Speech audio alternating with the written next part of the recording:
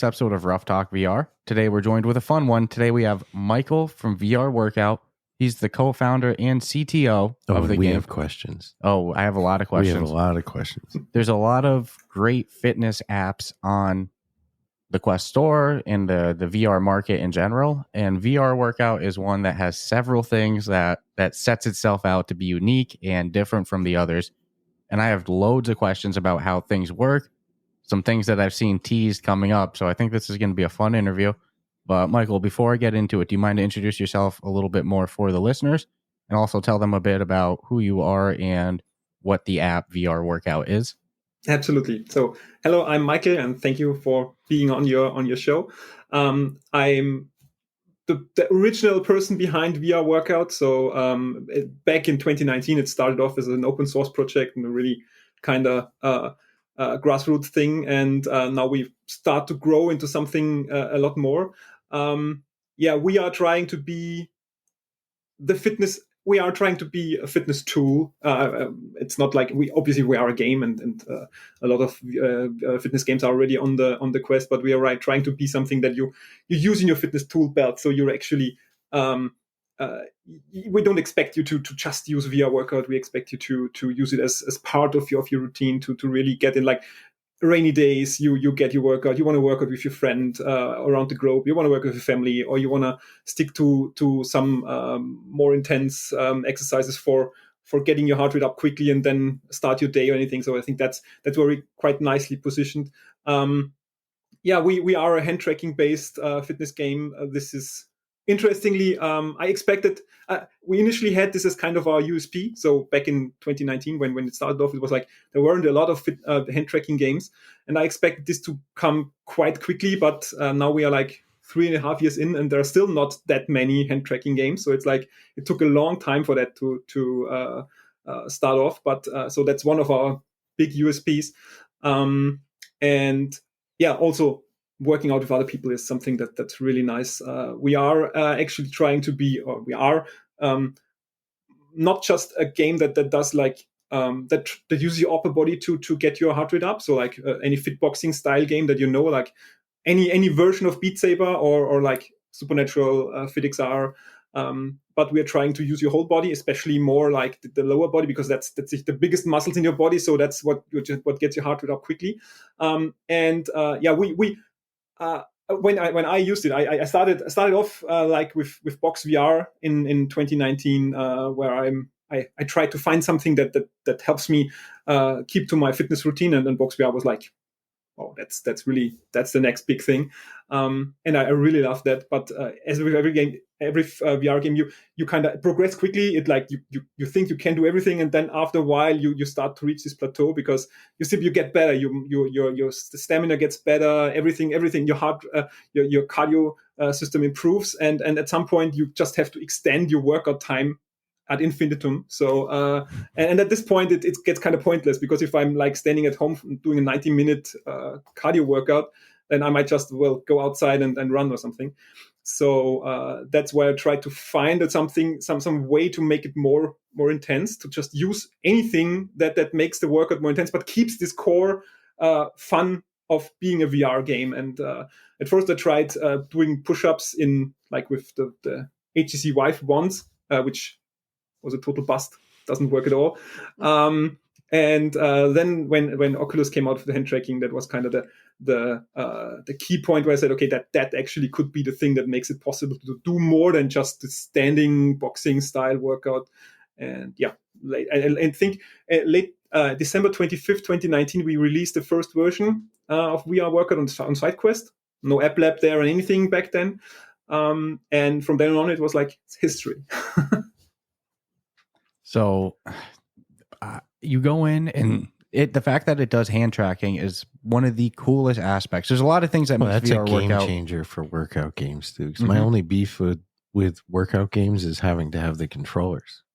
100%. And it's, you go in and it's the first thing it tells you. Like, you can, not the first thing, you do a little tutorial, and the first tutorial workout it does, it goes, hey, put down the controllers, and it's like, no freaking way, because it's something that every workout game that you probably played before in VR, it's a want you have. Like, I wish the controller weight's nice actually for a little exercise boost, but the overall benefit does not outweigh the immersion breaking of working out with the controllers. So you're doing the punches, and then they start to work out the little, the legs, which is huge because it's commonly neglected in VR.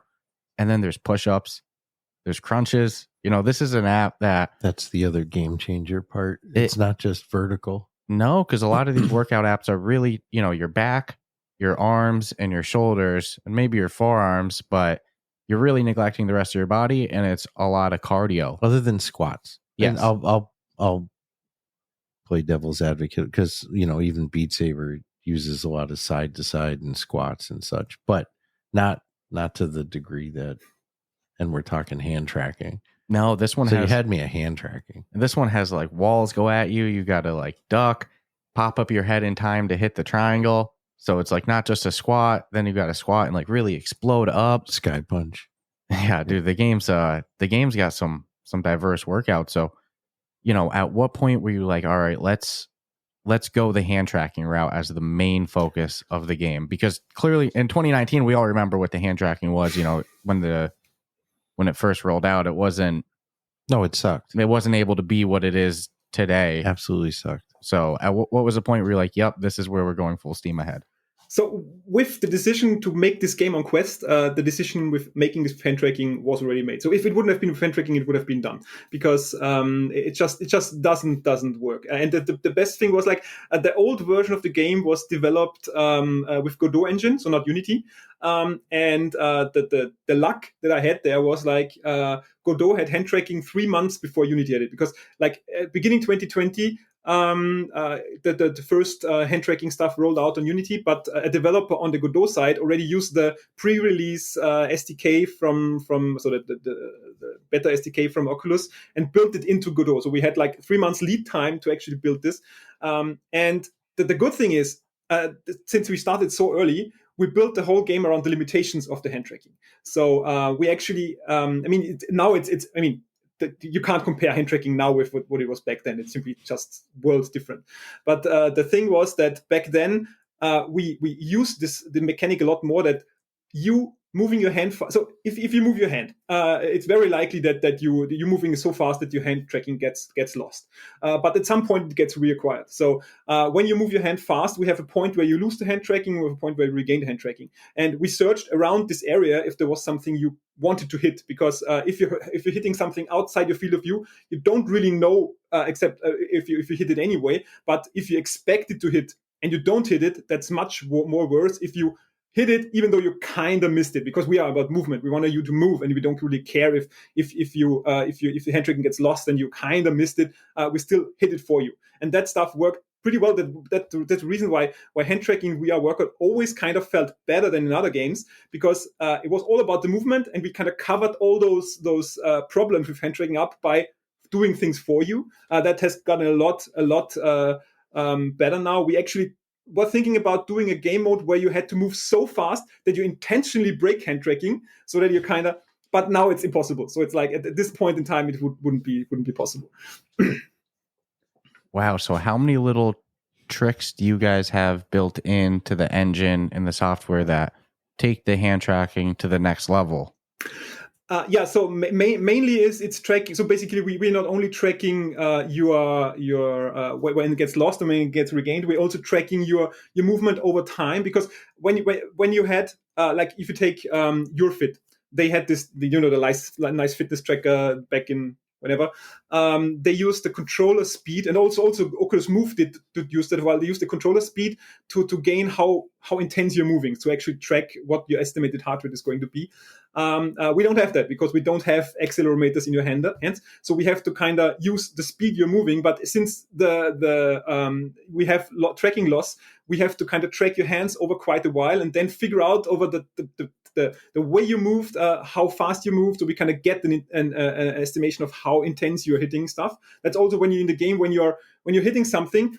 We do have 3 different hit intensities. You may have seen that when you hit something, there's something flying away behind the cue.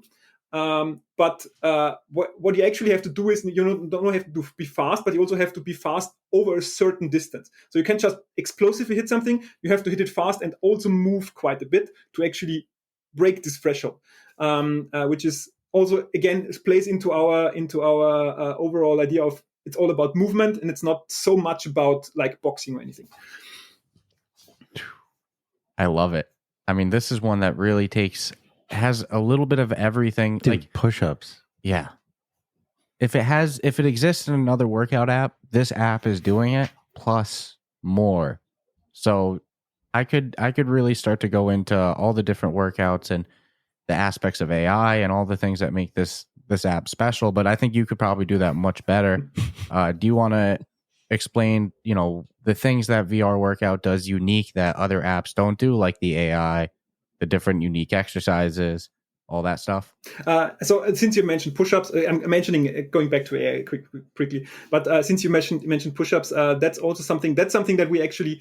I think that's something we're pretty unique, even though other apps may eventually add like other types of exercises. But this, you probably saw this monitor in the floor that kind of shows you your view. So when you're doing your push-ups, you have like the floor opens up and you have this monitor, which is a camera that's basically sitting on your head and moving with the position of your head, but not rotating, so you don't get nauseated. And then the idea behind that was like when you're doing push-ups, we don't want you to always look forward and look what's coming at you because that would be like bad for your neck. So we have this slanted monitor on the floor that shows you what's coming. And we did this because it was more comfortable, but we later learned that it's actually pretty good because it's like the perfect angle for your head to be when you're doing the push-up. So we are forcing you into this perfect position when you're doing the push-up, which is pretty nice. And people really love that mechanic.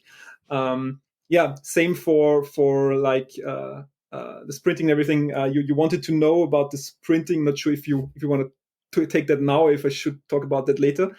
Oh, yeah. I mean, I'll kind of explain a little bit. I mean, this game does a sprinting mechanic that you have to bring down these two walls to hit an incoming giant, almost like a hula hoop ring. Like it's a pretty big ring. So you have to bring the walls down, and there's two different walls. One's based off of how fast you're sprinting, and the other's how fast or how high you're lifting up your knees. Yeah. So I'm like, I don't know if they're actually somehow tracking my knees or if they're estimating it on how much I swing my hands, that maybe there's a correlation to the way I raise my knee. But I'm like, how are they tracking? Like, hey, maybe I move my feet wicked fast and I'm sprinting, but I'm not moving my arms. And am I getting robbed?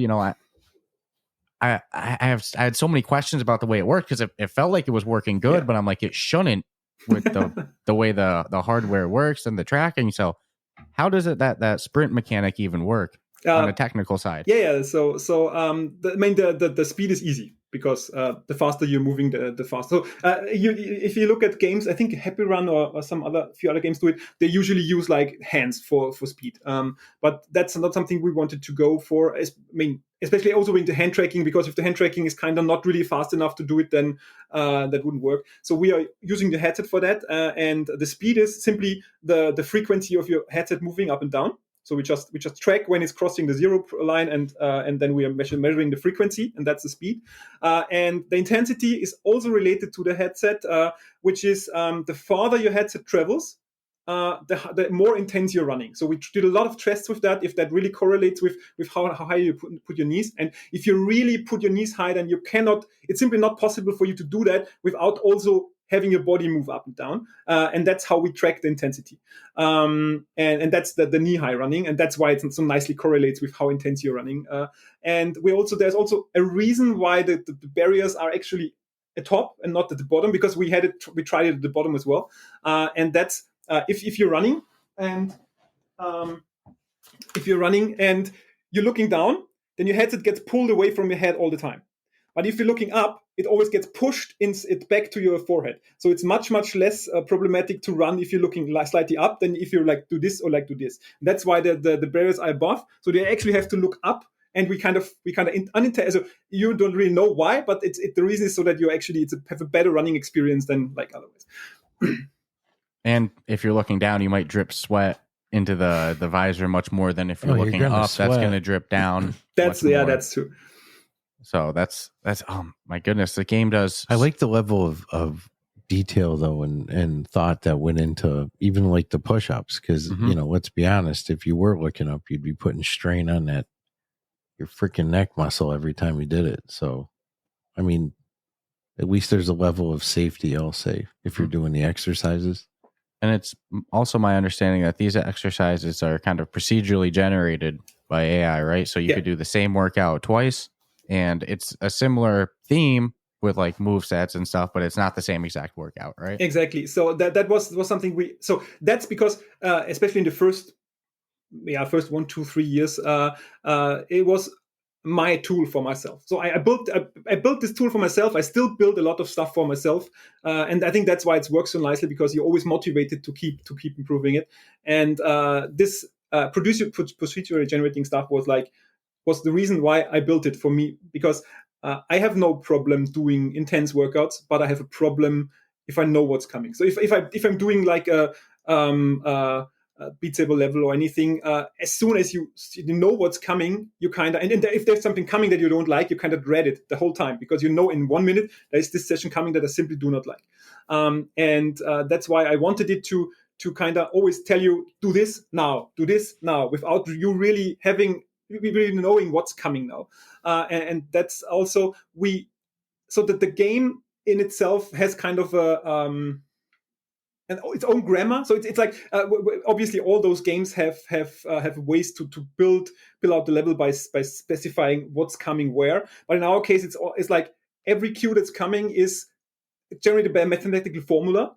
And that's always so it's saving the actual formula that was used to generate this cue, and so afterwards we can plug in a different height, a different arm length, or anything. So if it's generated with one person and using multiplayer, or you're saving it as a challenge and someone else is with it, it's getting adapted for them, because it's like it puts in their height, it puts in their arm length, and all those stuff is calculated while it generates the cue, and that's a bit.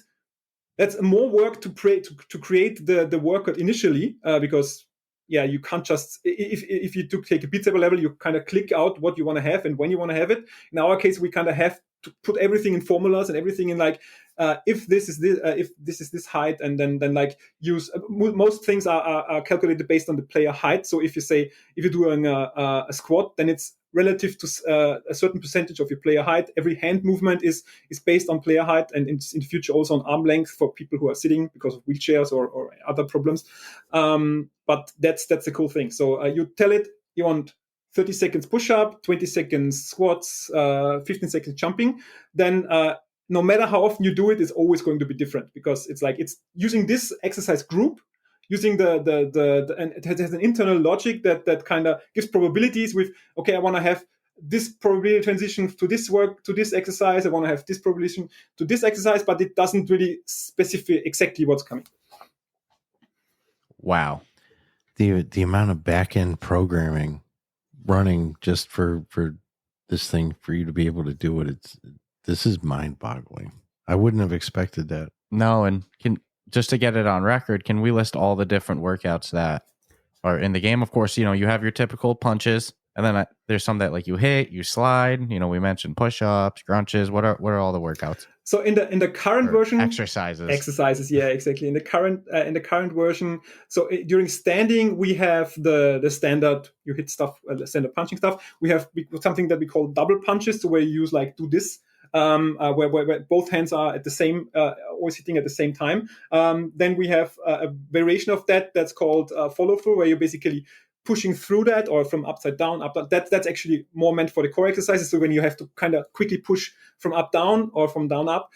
Then we have like what we call windmills, which is where those three connected ones, where you basically do like this sweeping motion, which is. The standing things are mostly active rest stuff, except for the really intense things. Then we have what we call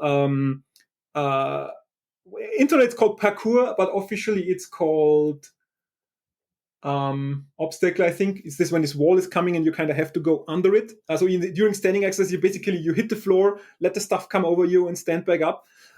Then we have like what you mentioned with the sky punches. That's like you have this wall coming at you, and you basically do an uppercut. So you duck down, have to hit the head, and then the fist behind it.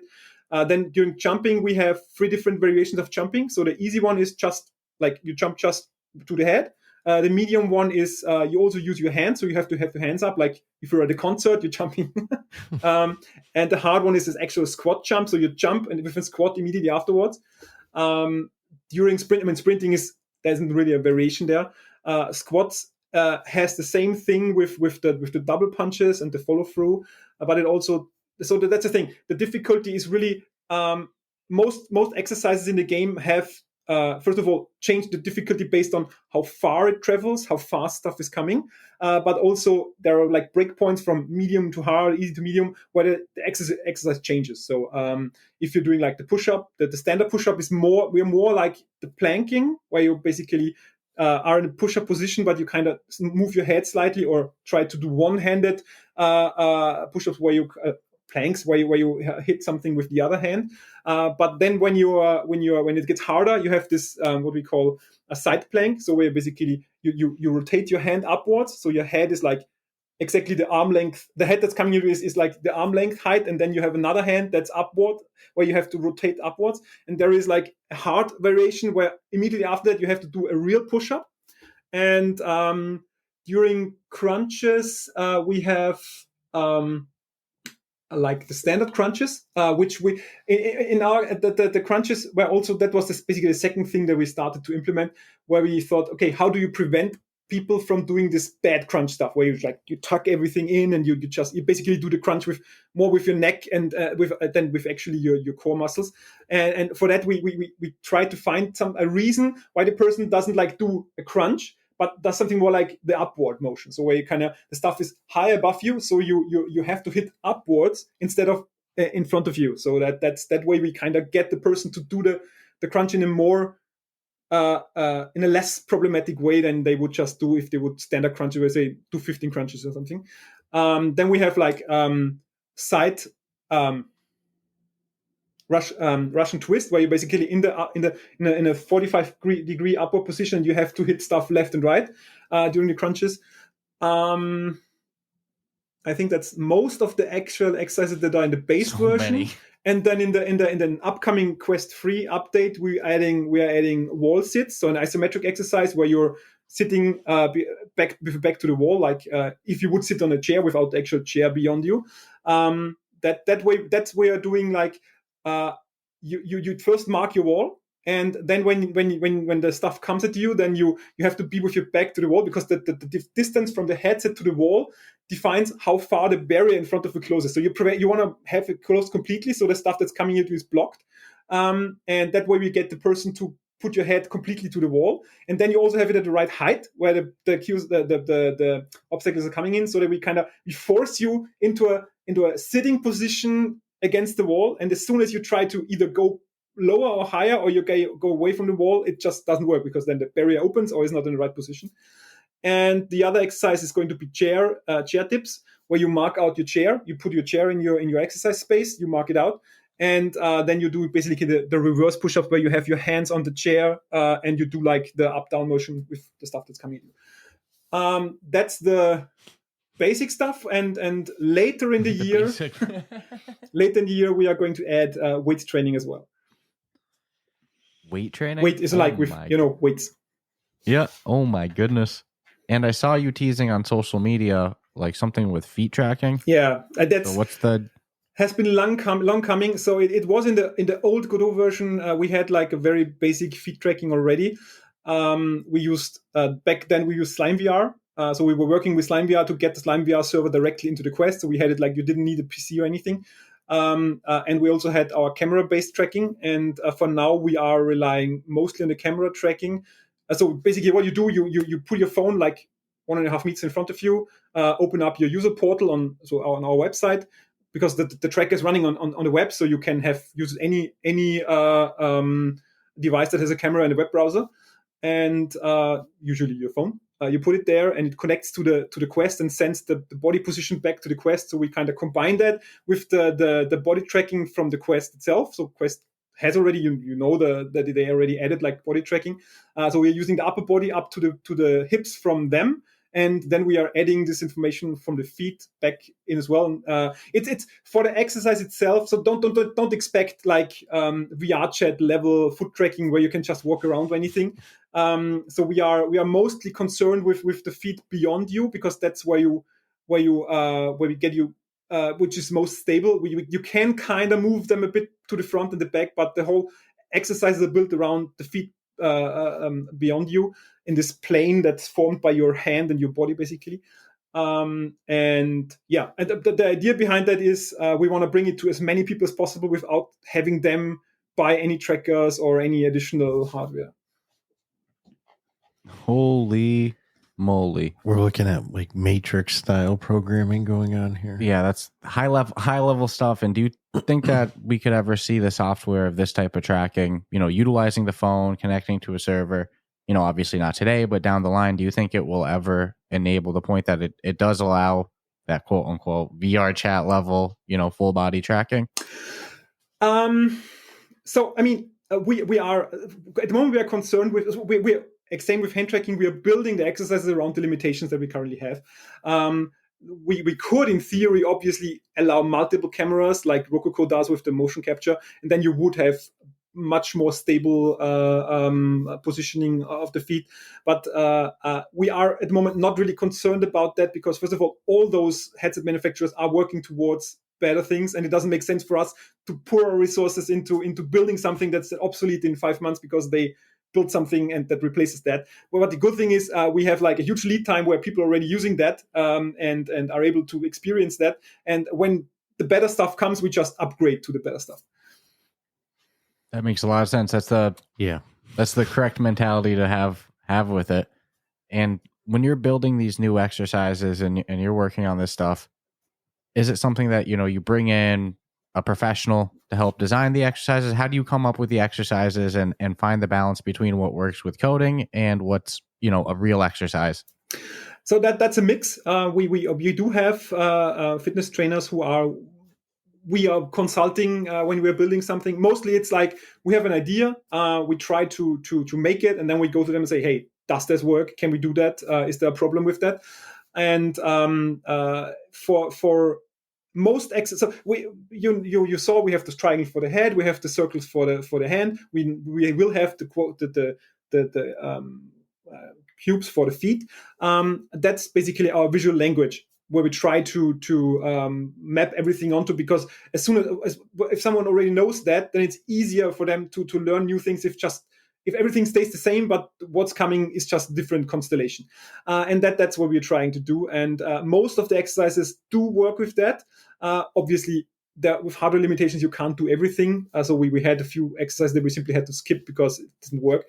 With better headset technology and better tracking, it will be easier. But overall, it's like a combination of us doing the workout, figuring out like, okay, we want to add something here because that has already been getting stale because we've been doing that for 3 years now. We want to add something to this specific type of exercise. We try out things, we talk to the fitness trainers, does this work? And then, it gets implemented.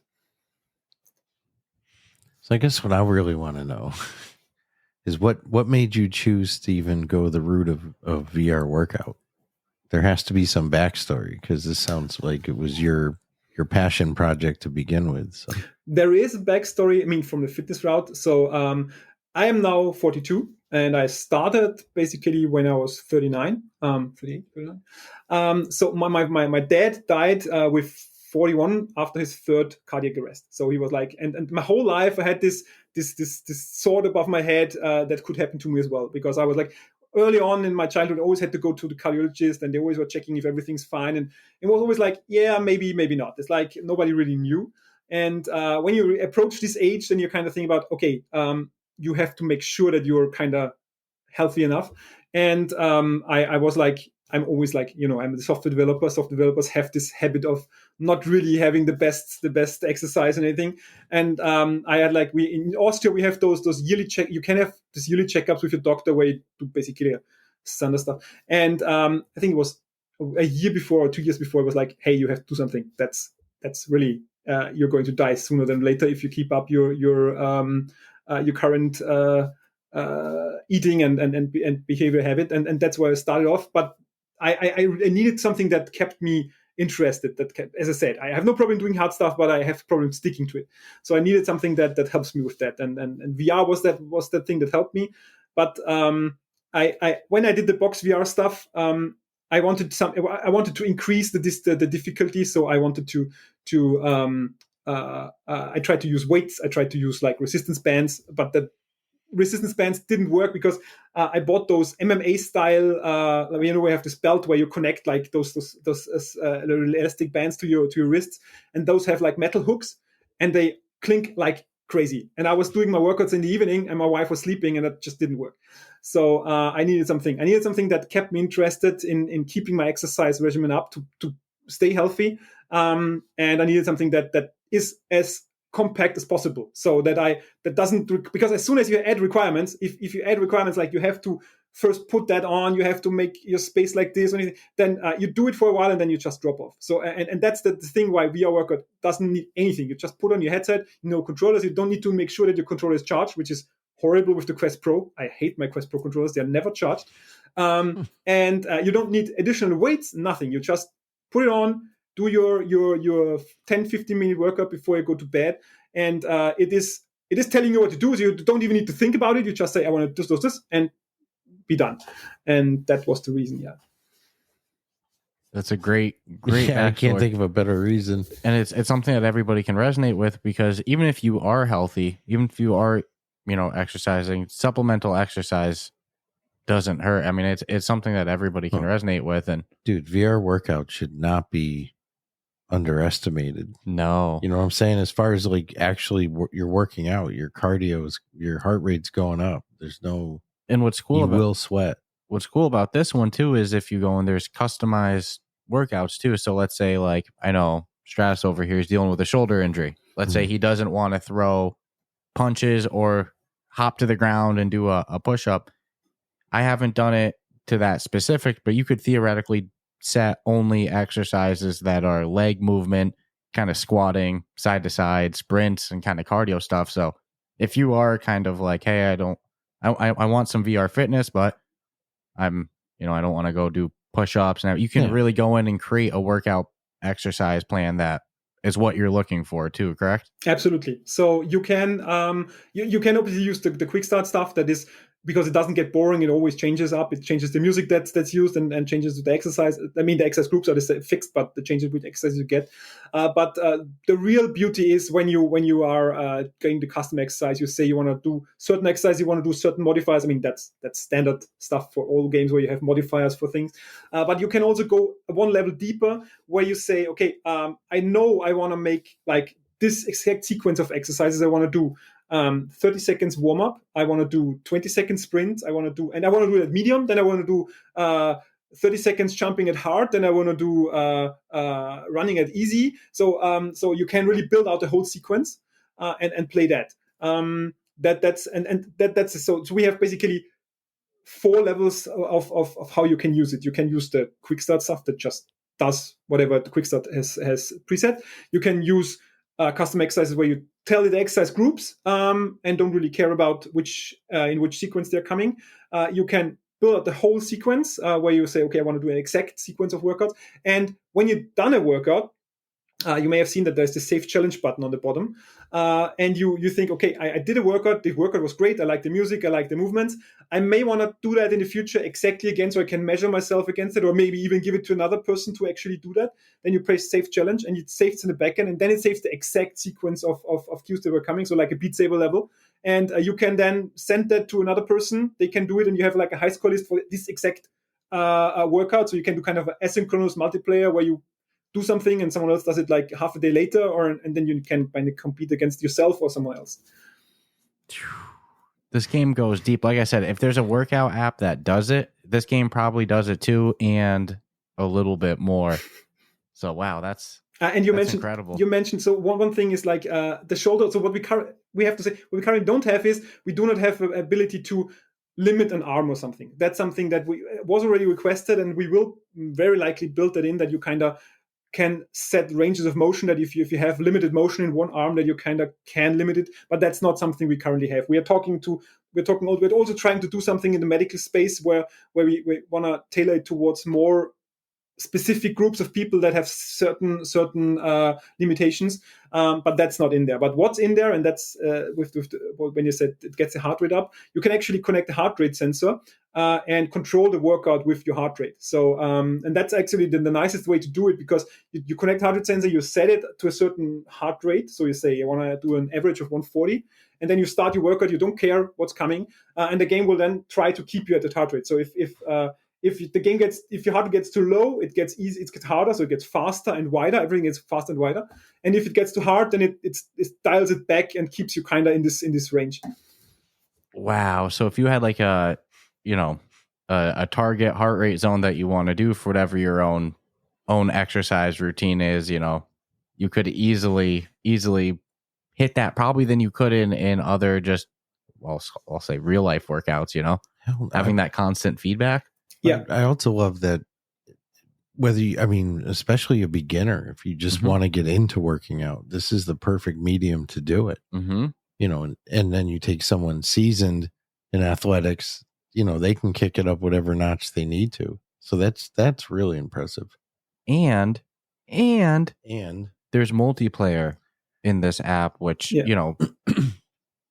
community in exercise is a big aspect in gyms and fitness and martial arts gyms, whatever. The community aspect is huge. It keeps people motivated. So do you for VR workout have like, Discord events, online communities and stuff like that for people to meet up if they're wanting to work out, they don't really have other friends that own VR headsets, but they're looking for a little bit of that community aspect? Yeah, so we try. I mean, the Discord, we try to do to coordinate stuff in Discord. So we have like a group in Discord where you can put your role on, and anybody who wants to message the group Discord that they are now starting a workout, you get the notification. We usually, it's like if you're on at the right time, then you just look at rooms that are available, and usually people are there and doing the workout. We do have also groups forming, so that where people are actually making target times where they do the workout, which is obviously the best way to do it, because if other people are doing it and they're waiting for you, then you're kind of inclined to do it. We made it a bit easier so that it doesn't get too boring by having the ability to join mid-workout. So if you want to do a workout and you want people to join you, you just open up the room, you do your workout, and people can come and go as they want. They obviously cannot reach the same amount of points you have because you have the head start, but you can just jump in and do the workout. That very, very much improves how many people are going to join a workout, because you don't, in the old version, you had to wait in the lobby and you had to wait for everybody to come. And I mean, that's boring. So that's why we did it like this, that you can come and go as you want. Incredible. Yeah, multiplayer is a game changer. Mm-hmm. Especially with hand tracking. That's something that I've heard you comment in past workout apps, like, oh, I wish that this had hand tracking. And admittingly, probably not the biggest advocate of hand tracking, just because a lot of the games I play just doesn't work. But with that said, there's a lot of areas where I'll bring up Unplugged, which was probably always my favorite.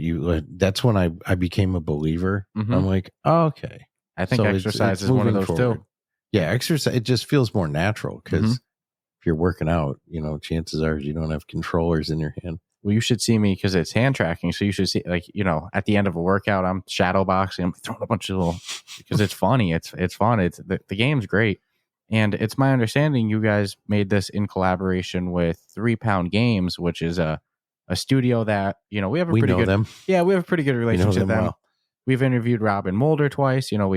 We talk a lot with their community manager, Mike, a bunch. Robin's freaking awesome. Robin's awesome. Yeah, Live Open Mike. Yep, Mike's got a great YouTube channel too. Live Open Mike streams a bunch, makes some great videos, especially for the upcoming Quest 3. Very knowledgeable. Yeah, so great studio. And what's their involvement in VR workout? They have a pretty big part in it. So I'm not sure if you know it, but 3 Pound Games is as an accelerator now, so they are actually helping other companies to bring their product to market, and we were kind of the test case there. So we because we had a product that had already the blessing from Meta to actually get released on the official store, that had already a product, the MVP out there but in the old version in Godot. So they helped us to port it over to Unity. And basically, I am embedded in their development team. So they are helping us scale the resources we need up and down, and that's really, really helpful, because there are times where we really have to crunch. So Quest 3 launch was the best thing there, because back in November, Meta came to us and said, "Hey, the new headset's coming up, and we are thinking about having you as a launch partner." And we thought, yeah, that's super great. And I thought, okay, 9 months, that should roughly work out. And then it's like, yeah, we made our pitch, and silence. And then like in January, when we were working towards our official launch of the regular app, was like, okay, still nothing. Then in February, it was like, we want to do that. It was like, okay, now there's time's like getting shorter and shorter. And then in like March, it was like, okay, yeah, let's pull the trigger. And that was the week when Meta had the 3rd round of layoffs. The person we were working with were laid off. So like it was the time where we had to sign the contract. And it was on Friday. We sent them the last information, and then silence.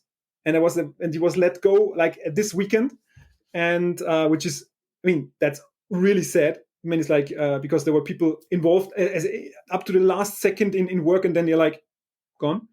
We thought, okay, that's it. Now it's done. We can't do it. And then like a week later, we're still doing that. It was like, okay, 1st of April start, and you have to deliver. So the initial QA was planned for end of August, but they said, nah, that doesn't work. You have to do it like end of July. It was like, now we have 3.5 months of bringing the new update stuff.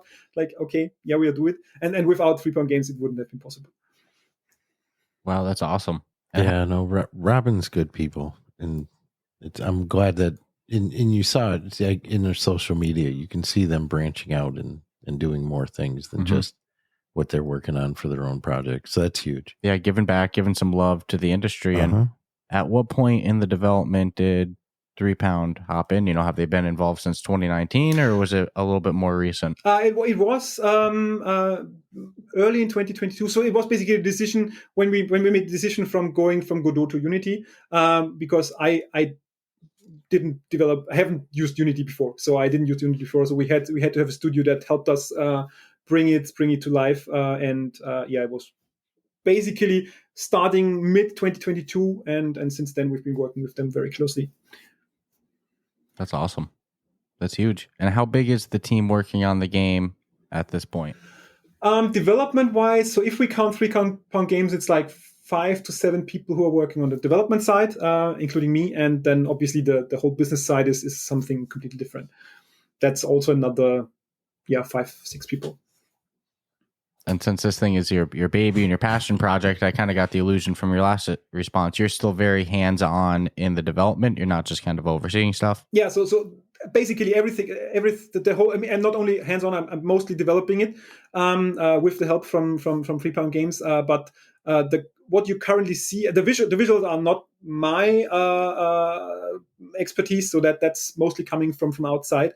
But everything gameplay and mechanics and everything is all mine, and everything like foot tracking or anything is like my background is from my university background is like I have a PhD in computer science, specifically applied computer vision. So that's why that's really my field of view. So I'm a sensor geek. I love everything that has to do with sensors and cameras and everything. And Well, this is funny. Usually we start every interview and we go into the background of our guest. I was really excited for this one. You know, I had a lot of fun with VRWorkout leading into this, so I was excited. I went right into the questions, but let's go backwards. Let's go into how we usually start the podcast. You know, do you want to tell us about your background before VR? You know, how you discovered VR and how you transitioned into working into the industry. I mean, you teased us very good there with PhD in computer science, so it translates very nice into cutting edge technology. It's twice in a row that I've heard somebody say what they used to do, and it's so far from it makes sense. It makes sense to me because that's how you're able to although the story of why he decided to make this game, it totally makes sense. I totally get that. But when you're working on cutting edge technologies and workarounds and kind of quote unquote Mickey Mousing solutions, I think having a background in computer science and understanding But the why, a background, a PhD. Yeah, there's a big difference. The why something's happening and the why or how it works is probably going to make a big difference. Holy but moly! I'll let you get into that. Yeah, do you want to tell us a little bit more about who Michael was before VR Workout? You know, how you discovered VR, and then how we got to this point. So I don't think I did not mention the PhD because I'm kind of I usually nobody really knows it because I don't put it on my business cards and anything because it's like it's part of my life, but it's not like something that defines me. But what I have to say is a lot of stuff that you learn in a classical computer science education helps you a lot down the road. So especially I back in like before my university time, I was sysadmin in like a local ISP in like my hometown, and all that stuff way back to then still helps me today because the foot tracking relies heavily on gluing stuff together. So when you use like all kinds of different technologies and you know how you quickly can jerry rig stuff together, then you can kind of prototype those things really quickly and you see if that stuff works or doesn't work. And that's why I think having a huge background in all kinds of technologies really helps you build this stuff. And I think that's also how VR kind of was developed. I mean, if you look at the DK1 or all the stuff that came before that, VR is still as today people trying out really interesting things that are like completely niche that use different technologies to kind of do something. Even Cat VR. I mean, who would have thought like a few years ago that you could have something in the living room where you strap yourself into and then run around? I mean, that's the epitome of building something. And yeah, that's I think that's the reason why it's really good to have this background in computer. Mustn't need to be computer science, but having a longer background in anything software engineering or anything like that. So you're very humble, obviously, but where I'm from, you have a PhD, you earned it, it's respected.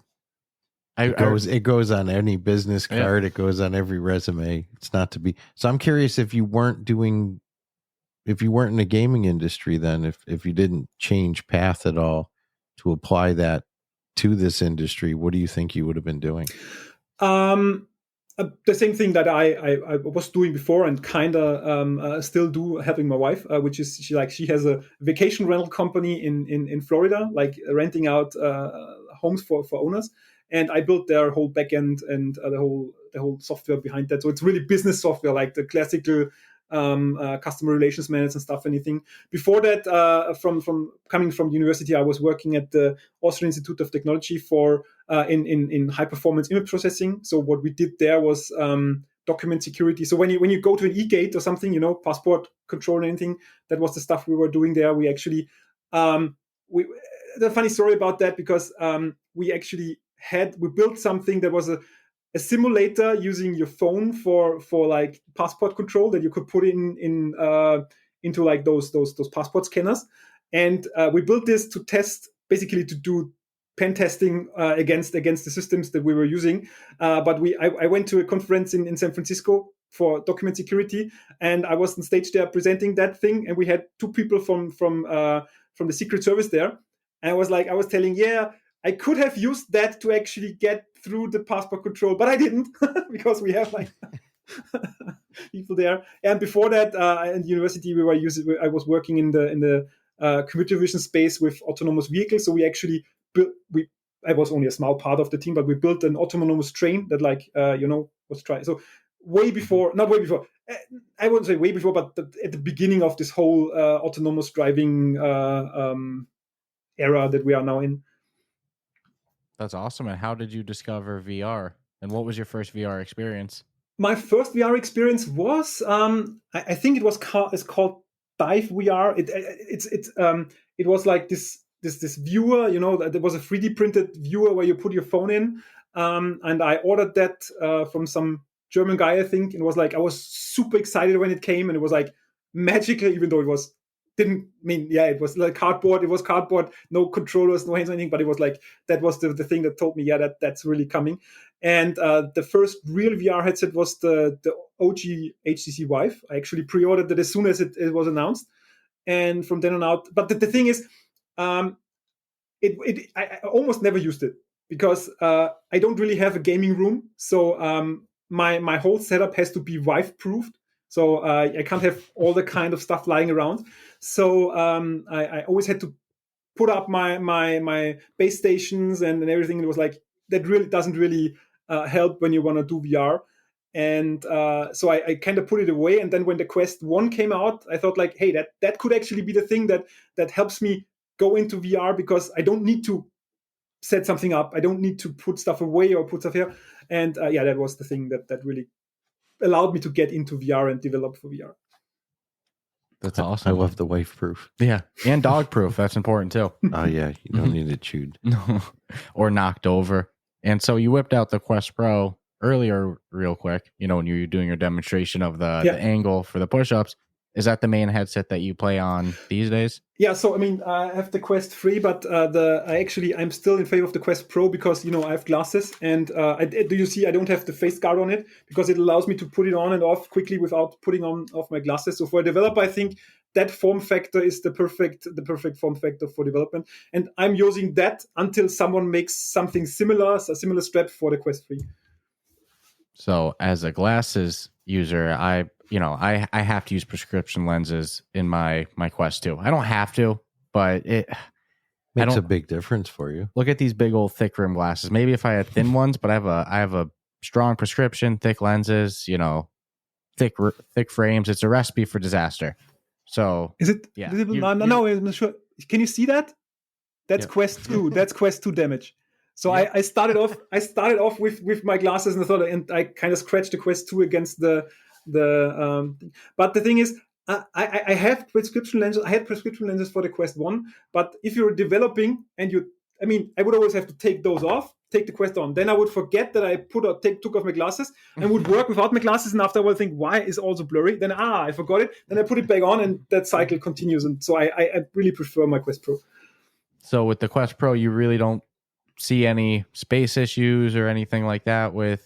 No, putting on the glasses. And the Quest Pro has. The Quest Pro has this rubber around it. So even if your glasses touch it, it's still touching the rubber, because the pancake lenses kind of are recessed enough that they can't, unless you have something that's really curved, it can't really touch the lenses.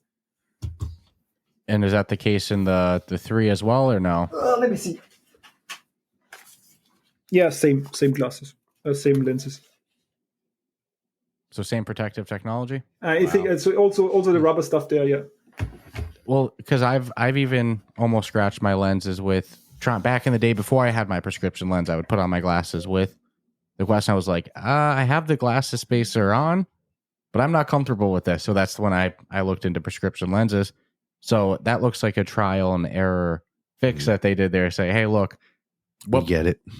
I think over 50% of the population wears glasses or something. That's at least pretty close. It's like it's a large percentage of people. So it's definitely a big issue. And so that's huge. Ooh, I'm excited for what's coming up in VR. Mm-hmm.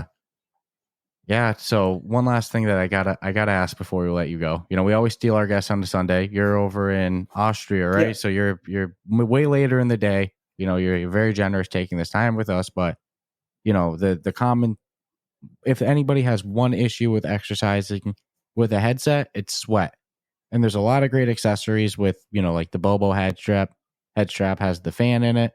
What's your personal methods of mitigating that? Whether it's via accessories, just, hey, turn on your AC. What's your solution? We get asked it a lot. That question, I think, is coming up so often.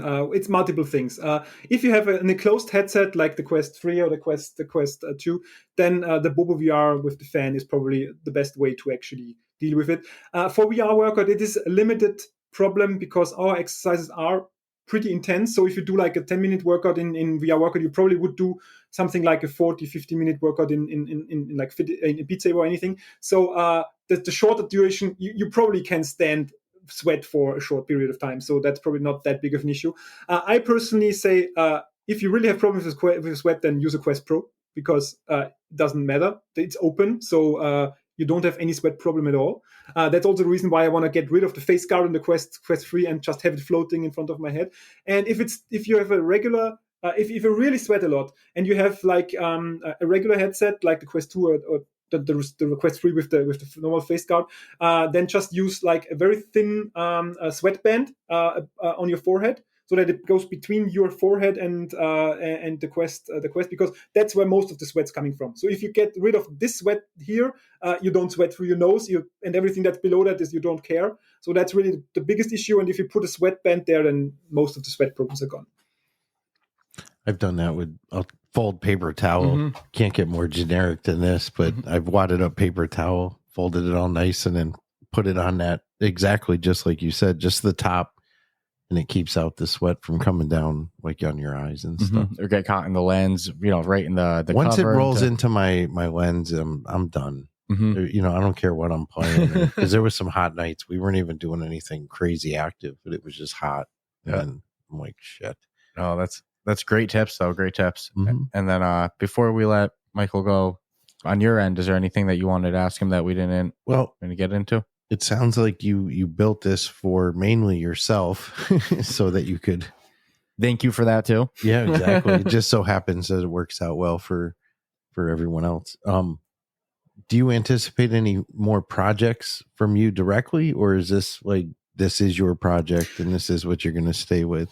So the game currently is called VRWorkout, and the company actually would be called Gschwandtner, which kind of suggests that we aren't only doing VR, but we are doing something as well. At the moment, the main focus is going to be VRWorkout, soon to be called Gschwandtner, and we are building that to its logical conclusion. So we are trying to build that to the maximum we can build it, so that it supports.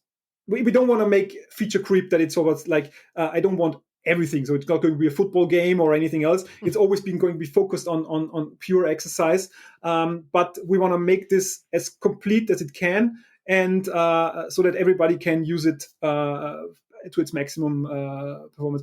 Afterwards, we are also thinking about having, like all others, but a lot of people are currently doing, like with those flat screen stuff where you kind of use something non-VR and combine it with that. So we had this plan of having a standard phone-based VR workout where you're still in the same space as other people, so that when you're traveling or anything and you can't hop into the VR workout, then you can still join. But that's something for later. Nope, fair Sweet. enough. No, I'm happy all the focus is going into the prices, right? Sweet. This game is so good. If you like VR fitness, or you're looking to get into fitness, wearing kind of a no-brainer on this one. This one, like I said, it does a little bit of everything. It has, and it's cutting edge, and just endless just workouts. Hearing the amount of back-end programming that's taken place for it to compensate or know what you're doing that's a little next levelish. No, it's no joke. So before we let you go, Michael, is there anything that you want to say to our listeners, maybe how they can find you all on social media, your Discord, or anything else you guys are working on coming up?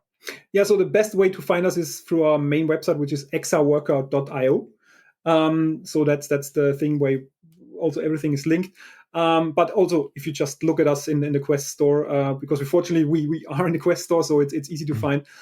We are probably going to be on other headsets in the future. We're currently trying to get into Vision Pro, which is nothing official yet, but it's we're working on that, and also HTC and Pico. But I think the best way to find us is Quest, and that's going to be the way to do it for the future as well. Awesome.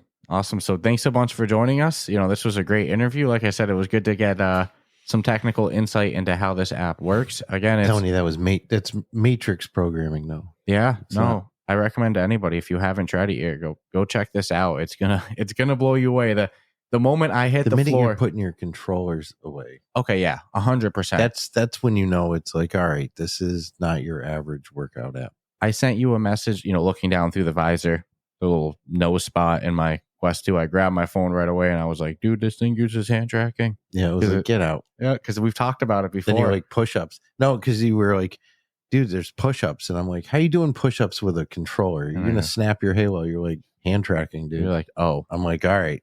Now you're...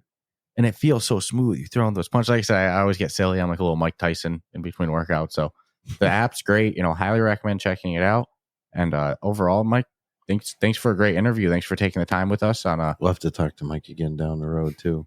Well, it sounds like that there's tons of stuff in the works. Yeah. Some of it I can't even comprehend. Follow them on social media for some good teasers like foot tracking and stuff like that. Maybe continue to give some scoops of what's coming next. And again, go check out VRWorkout. And if you haven't, subscribe to the podcast, rate us 5 stars, rate them 5 stars in the App Store too, because that helps so much. Absolutely. And overall, that's so important. Yeah, it's huge. It's great for podcasts, but it's even bigger for developers.